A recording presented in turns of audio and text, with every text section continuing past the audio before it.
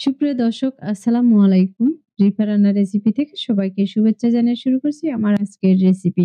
আজ আমি আপনাদের সাথে শেয়ার করব খুবই সুন্দর আর মজার একটি মোমো রেসিপি। সামান্য কিছু চিকেন দিয়ে এই রেসিপিটি তৈরি করে নিতে পারবেন। মুখে স্বাদ লেগে থাকার মতো একটি রেসিপি। এটা খেতে কিন্তু খুবই টেস্টি হয়। আশা করছি আমার আজকের রেসিপি আপনাদের কাছে খুবই ভালো লাগবে। রেসিপি ভালো লাগলে ভিডিওতে একটি লাইক দিয়ে শেয়ার করার অনুরোধ রইল। আর রেসিপিটি কেমন হয়েছে তা অবশ্যই কমেন্টে লিখে জানাবেন। এরকম মজার মজার রেসিপি দেখার জন্য আমার চ্যানেলটি সাবস্ক্রাইব করে আমাকে সাপোর্ট করবেন। তাহলে আর কথা না বাড়িয়ে এবার চলে যাচ্ছি মূল রেসিপিতে। এই রেসিপিটি বানানোর জন্য আমি এখানে নিয়েছি হাফ কাপের মতো চিকেন। আর চিকেনটা কিন্তু খুব ছোট, ছোট করে টুকরো করে নিয়েছি। এখন এর মাঝে দিয়ে দিচ্ছি হাফ কাপের একটু কম গাজর কুচি। দিয়ে দিচ্ছি কিছু কাঁচামরিচ কুচি। এখন এর মাঝে দিয়ে দিচ্ছি একটি পেঁয়াজ কুচি। পেঁয়াজটাকে একটু ছোট সাইজ করে কুচি করে নেওয়ার চেষ্টা করবেন। এখন এর মাঝে দিয়ে দিচ্ছি স্বাদ মতো লবণ বা হাফ চা চামচের মতো লবণ। দিয়ে দিচ্ছি হাফ চা চামচ লাল মরিচের গুঁড়া। দিয়ে দিচ্ছি ১ চা চামচ আদা রসুন বাটা।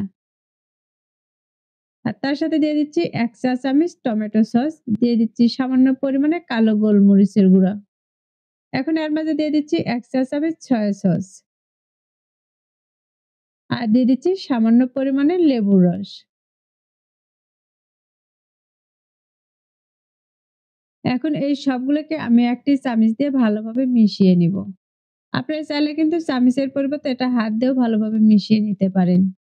এই সবগুলো একটু চামচ দিয়ে মেশাতে কিন্তু সময় লাগবে। তাই এটাকে একটু ধৈর্য সহকারে ভালোভাবে মিশিয়ে নিতে হবে। আমি এই সবগুলোকে ভালোভাবে মিশিয়ে নিয়েছি। আর এগুলো মিশিয়ে কিন্তু আমি ফ্রিজে রেখে দিব।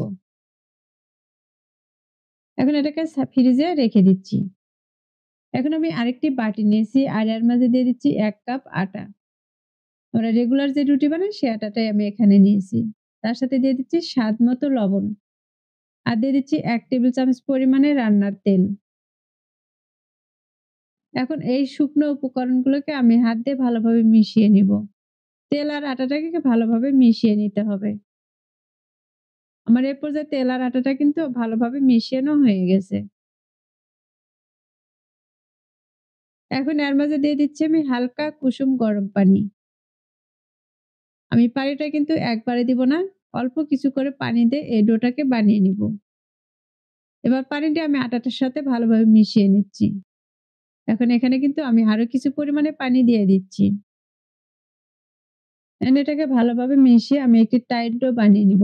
মোমো বানানোর ক্ষেত্রে একটা ডোটা কিন্তু একটু টাইট করেই বানিয়ে নিতে হয়।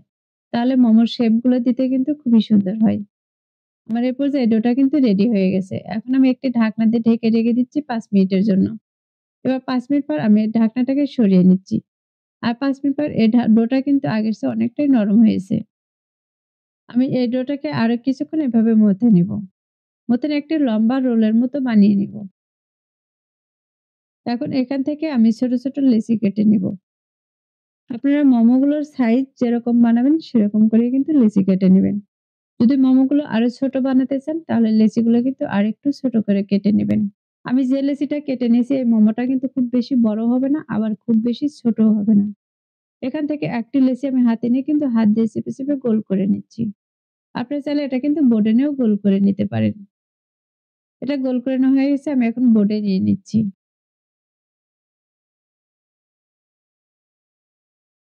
এবার বোর্ডের উপর আমি কিছু শুকনো আটা ছড়িয়ে দিচ্ছি। আর এটাকে হাত দিয়ে চেপে একটু বড় করে নিচ্ছি। এবার একটি রুটি বেলনা দিয়ে এটাকে রুটি বেলে নেব। এই রুটিটা কিন্তু খুব বেশি পাতলাও বানাবো না, আবার খুব বেশি মোটাও বানাবো না।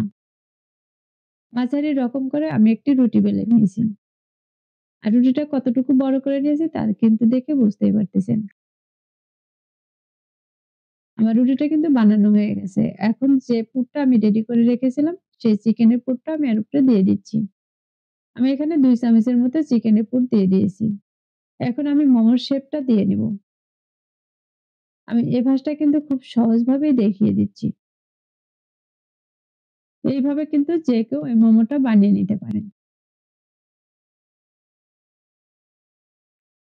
আমার এ পর্যায়ে কিন্তু একটি রেডি হয়ে গেছে। আর বাকিগুলো কিন্তু আমি এভাবে তৈরি করে নিয়েছি।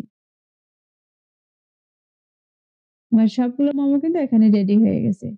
আর এগুলো ভাপে দেওয়ার জন্য আমি এখানে একটি রাইস কুকারে বাটি নিয়েছি। আর এর মাঝে কিন্তু আমি অর্ধেকেরও কম পানি দিয়েছি। এখন এই বাটিটাকে আমি এর উপরে বসিয়ে দিচ্ছি। এখন এরপর আমি ঢাকনাটাকে দিয়ে দিব। আর এটাকে আমি ভাপিয়ে নিব প্রায় ১০ থেকে ১৫ মিনিটের মতো। এবার ১৫ মিনিট পর আমি উঠিয়ে নিয়েছি। আর এগুলো কিন্তু এখনো অনেকটাই গরম রয়েছে। এরপর থেকে আমি ঢাকনাটাকে সরিয়ে নিচ্ছি। ঢাকনাটা সরানোর পর কিন্তু দেখে বুঝতে পারতেছি মোমোগুলো কতটা সুন্দর হয়েছে। এখন এগুলোকে একটু ঠান্ডা করে আমি একটি প্লেটে পরিবেশন করে দেখিয়ে দিচ্ছি। সামান্য কিছু চিকেন দিয়ে কিন্তু এই মোমোটি তৈরি করে নিতে পারবেন। আর এই মোমোগুলো খেতে কিন্তু খুবই মজার ছিল। আশা করছি আমার আজকের রেসিপি আপনাদের কাছে খুবই ভালো লেগেছে। রেসিপি ভালো লাগলে ভিডিওতে অবশ্যই একটি লাইক দিয়ে শেয়ার করার অনুরোধ রইল। আর রেসিপিটি কেমন হয়েছে তা অবশ্যই কমেন্টে লিখে জানাবেন। আমার চ্যানেলটি এখনো সাবস্ক্রাইব করে না থাকলে চ্যানেলটি সাবস্ক্রাইব করার অনুরোধ রইল। আর যারা চ্যানেলটি সাবস্ক্রাইব করেছেন তাদেরকে অসংখ্য ধন্যবাদ। কথা হবে আবারও এরকম সহজ আর মজার রেসিপি নিয়ে। এ পর্যন্ত সবাই ভালো থাকবেন, সুস্থ থাকবেন আর আমার ভিডিওর সাথেই থাকবেন। আল্লাহ হাফেজ।